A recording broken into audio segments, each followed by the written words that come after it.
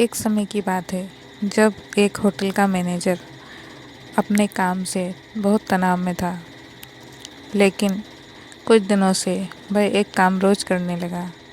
वह अपने घर जाता, वो रोज़ अपने घर के बगीचे में आम के पेड़ के पास जाता और वहाँ रोज़ कुछ डालता और घर में अंदर चला जाता। कुछ चोर उसके घर में चोरी करने के फिराक में थे। वह उस पर रोज़ नज़र रखने लगे। वह रोज़ आता और पेड़ के पास जाकर कुछ रखता। चोर उसे रोज़ देखा करते। उसकी पीठ चोर की तरफ थी, इसलिए चोरों ने यह नहीं देखा कि वह क्या रखता है। कुछ दिन गुजर गए। चोरों ने रात होने का इंतज़ार किया और जैसे ही रात को सब सो गए, वह आम के पेड़ के पास गए और उन्होंने बहुत खोजा, लेकिन उन्हें कुछ नहीं मिला।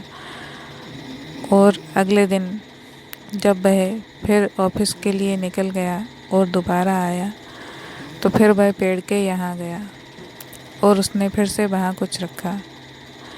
फिर से चोरों ने उसे ऐसा करते देखा। अगले दिन फिर से रात को चोरों ने वहाँ आकर खोजबीन की, लेकिन उन्हें इस बार भी कुछ नहीं मिला। ऐसा कुछ दिनों तक चलता रहा। आखिरकार चोरों को वहाँ से कुछ भी नहीं मिला। एक दिन चोरों ने यह ठान लिया कि जानकर ही रहेंगे पेड़ के यहाँ क्या है। एक दिन वह मैनेजर के घर आए। मैनेजर ने उनका स्वागत किया और आखिरकार चोरों की जिज्ञासा बहुत अधिक हो गई और उन्होंने मैनेजर से पूछ ही लिया कि तुम रोज़ उस पेड़ के यहाँ क्या छिपाते हो? हम चोर हैं, हमें तो वहाँ कुछ भी नहीं मिला, हमने बहुत ढूंढा।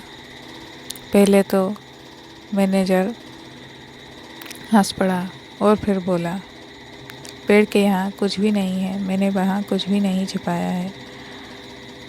वह कहने लगे, नहीं, हमने देखा है तुम्हें वहाँ कुछ छिपाते हुए। मैनेजर बोला, नहीं, ऐसा कुछ नहीं है। मैं जब भी घर से रोज़ ऑफिस के लिए जाता तो वहाँ दिन भर के काम और तनाव के कारण मैं अपने घर पर आकर भी अपने परिवारजनों के ऊपर उस तनाव को निकालता था। इससे परिवार का सुकून और शांति दूर हो गई थी। कुछ दिनों से मैंने एक उपाय सोचा, बाहर का तनाव मैं घर के अंदर नहीं लेके आऊँगा। इसीलिए जब मैं रोज़ ऑफिस से घर आता हूँ तो मैं उस आम के पेड़ के पास जाता हूँ और सारा तनाव वहाँ डालकर घर के अंदर आता हूँ। पेड़ का यही रहस्य। चोरों ने इससे एक सीख ली,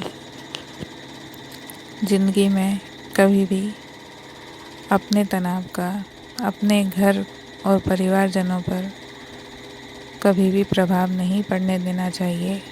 आजकल की ज़िंदगी में जो भी काम का बोझ है, उसकी वजह से बहुत तनाव हो चुका है। हर किसी को तनाव होता है, लेकिन उस तनाव का बोझ अपने परिवार पर नहीं पड़ने देना चाहिए। बाहर का तनाव बाहर ही छोड़कर आना चाहिए।